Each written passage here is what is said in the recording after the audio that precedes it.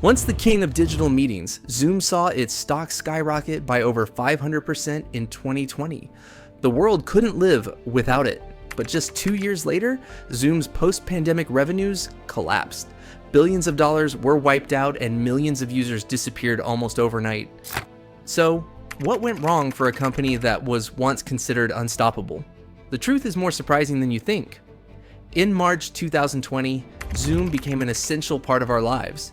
Schools closed, offices shut their doors, and Zoom was there to pick up the slack.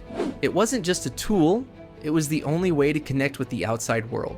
Business deals were sealed, friendships were maintained, and families stayed in touch, all through Zoom. The pandemic made Zoom a household name, and for a while, it seemed like nothing could stop it. People joked about the Zoom fatigue that hit after endless hours of calls, but we all kept coming back to it. In 2020, the company made over $2.6 billion and its stock was soaring through the roof. But as the pandemic slowly started to fade, so did the massive growth. People went back to the office, schools reopened, and face-to-face interaction returned. Slowly, the Zoom meetings that had become a daily norm were replaced with real-life conversations. The once packed Zoom meetings started to thin out.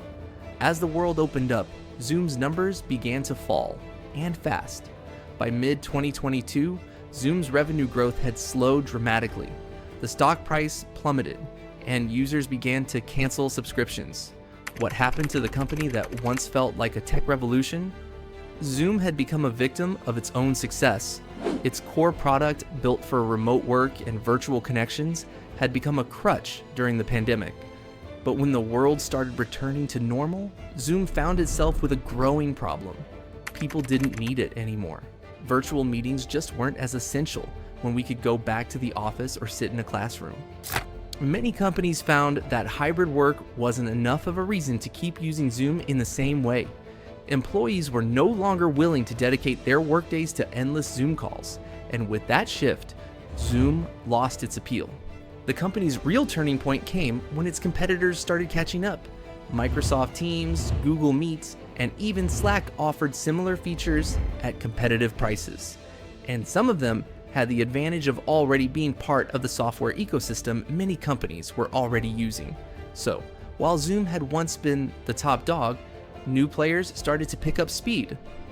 Businesses that had once considered Zoom indispensable suddenly had alternatives that weren't as time-consuming or costly. Zoom's billion-dollar valuation started to feel less like a future-propelling giant and more like an outdated relic of a time long gone.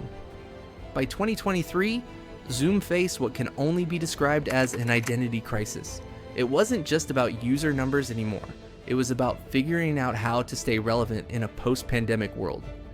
Zoom has tried pivoting, introducing new features like Zoom Phone and Zoom Events, but the shift back to in-person work has made it difficult to convince users to keep paying for a service they no longer need as much.